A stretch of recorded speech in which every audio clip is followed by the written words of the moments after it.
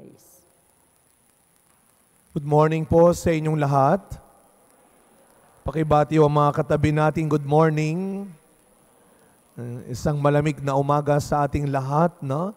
Maulan at malamig na umaga on the 27th Sunday in Ordinary Time. At tayo po ay nasa pangalawang linggo na.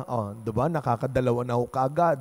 Second week na ho ng October, the month of the Holy Rosary.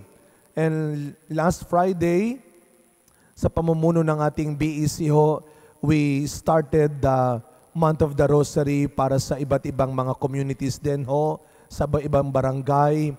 Sana ho, kung sa lugar ninyo may pagdarasal ng Rosaryo, please join. No? This month, let us all deepen our devotion to the Holy Rosary. Because remember that the Holy Rosary is a gift of Mary to us.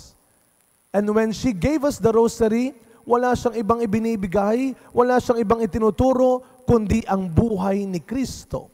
That every time we pray the mystery of the Rosary, we become closer and closer to Jesus. Yun ang biyaya ng Rosaryo. Pag nagdadasal tayo ng Rosaryo, mas lalo tayong napapalapit kay Kristo. And speaking of Rosaryo, alam nyo ho, isa sa mga matagal ko na hong binabalak na matutunan, ang gumawa ng Rosaryo. Meron ho ba dito marunong gumawa ng Rosaryo? Minsan habang tumatanda ka na, ito nakakapagtaka. Pag tumatanda, di ba, lumalabo ang paningin, pero sila gumagawa ng Rosaryo. Ang hirap puno kasi malilit ang butas. Hanggang ngayon, hindi ho ako marunong. Nakakasira ho ako, nakakapatid, pero hindi ako marunong gumawa. At kung may isa mang bagay na tinuturo, pinapaalala ang hugis ng Rosaryo, yan ay ang pagiging walang hanggan. The infinity of the goodness, the power of the life of Jesus. Kaya bilog, walang hanggan. Kaya habang tayo ay nagro-rosaryo, ipinapaalala sa atin, no, umiikot yung ating mga daliri, walang hanggan ang kabutihan, ang kapangyarihan ng buhay ni Kristo.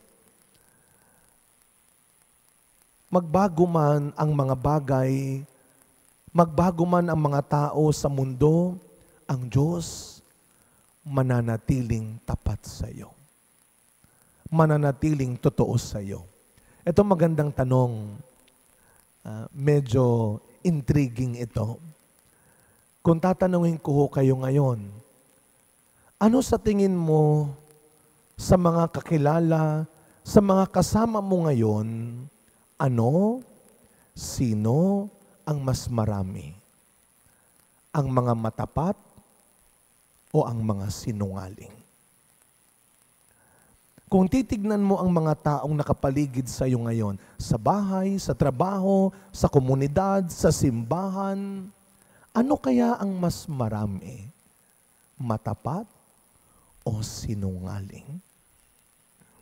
Kung babalikan po natin, kung iintindihin nating mabuti, ang unang pagbasa natin from the book of Genesis, nilikha ng Diyos, ibinigay ng Diyos ang mga taong makakasama natin para mapabuti ang buhay natin.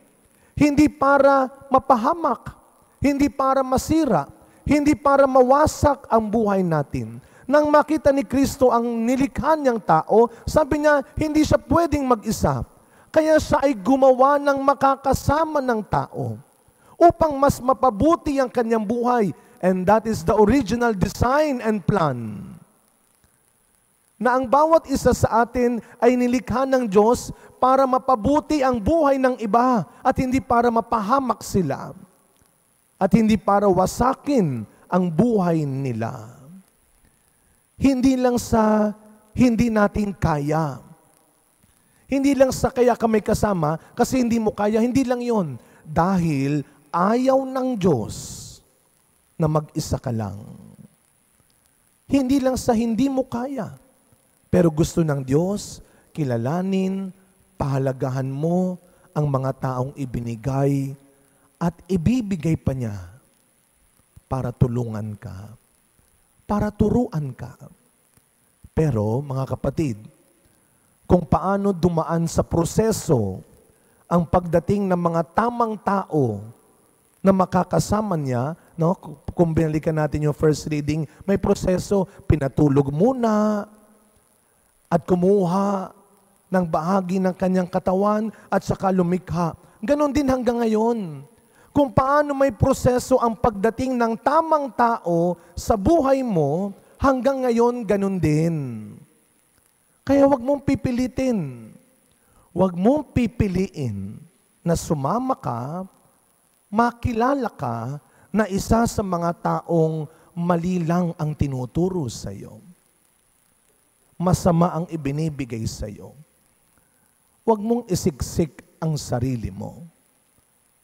Huwag mong piliting sumama lang sa taong masama, mali ang ibinibigay sa iyo. God will give you the right one. Ibibigay ng Diyos. Pag wala pa, baka nasa proseso pa. Baka hinahanda pa ng Diyos. At bilang mga Kristiyano, mga kapatid, bilang mga Kristiyano naman na sumusunod at naniniwala kay Kristo, sana, ang ganda ng second reading natin, sana kung paano ni Kristo hinayaang ibigay siya ng kanyang Ama sa mundo para iligtas ang tao, sana ganun din tayo. Araw-araw, ipagpasa Diyos mo ang buhay mo. Hayaan mong gawin kang mabuting kasama ng Diyos. Baka ikaw yung pinoproseso ng Diyos na makakasama ng isang taong nangangailangan sa iyo. Kaya sana araw-araw, ipagpasa Diyos mo ang buhay mo. Hayaan mong gawin ka ng Diyos na taong kasama ng mga taong matagal nang nangangailangan ng tulong. Kung marami nang nagpapahamak, nananakit, sumisira sa buhay ng isang tao, huwag ka nang dumagdag pa. Sumaklolo ka na. Kahapon ho, alam ninyo, ako po ay nagmisa, nagkasal sa Katedral ng Lipa. Nag-golden anniversary yung mag-asawa. 50 years. Yung babae ho ay nagsisimba sa akin dati sa Quiapo, nagtitinda dyan sa Divisoria at Baclaran. Alam niyo, last year pa niya ako pinakiusapan at buwan-buwan, lagi niyang pinapaalala, Father ha, sa October ha. Opo, kahapon ho, dumating na yung araw na yon. 50 years sila. Meron ho ba dito na 50 years ng mag-asawa, kasal? Baka wala ho dito. Sila 50 years sa Lipa. Kaya lang alam niyo po, medyo napahiya ako kahapon. Dahil hiningi ko yung pangalan ng mga ikakasal. Tapos ako naman nagsimula ng misa. Nung ako po'y binanggit ko yung pangalan nila, kitang-kita ko yung mukha ng mga anak, sumimangot. Sabi ko, mukhang may mali dito. And true enough, mali nga yung pangalan ng tatay na binabanggit ko. Buti na lang nabawi ko kagad. At kapag may kasal, alam niyo po yung ating gospel ngayon, kalimitan ito ang nagiging ebanghelyo sa kasal. At muli nating narinig, ang pinagsama ng Diyos ay huwag paghiwalayin ng tao. Ang pinagsama ng Diyos ay huwag sirain ng tao. At tandaan natin, pag sinabing pinagsama, hindi lang ito tungkol sa mag-asawa. Huwag mong sirain ang relasyon ng magkakapatid. Huwag mong sirain ang magandang relasyon ng magnanay, ng magtatay. Huwag mong sirain ang mabuting relasyon ng magkakaibigan. Huwag mong sirain ang magandang pagsasama ng grupo na ito, ng simbahang ito, ng pamayanan na ito.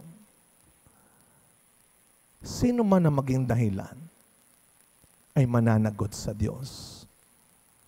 Sa pasimula pa, sabi ng ating ebanghelyo, ang tanging ginawa, hangad at gawain ng Diyos ay lumikha, ay bumuo.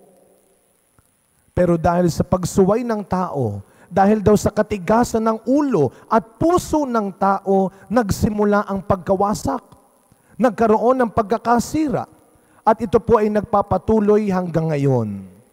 Nakakalungkot, ipagdasal natin.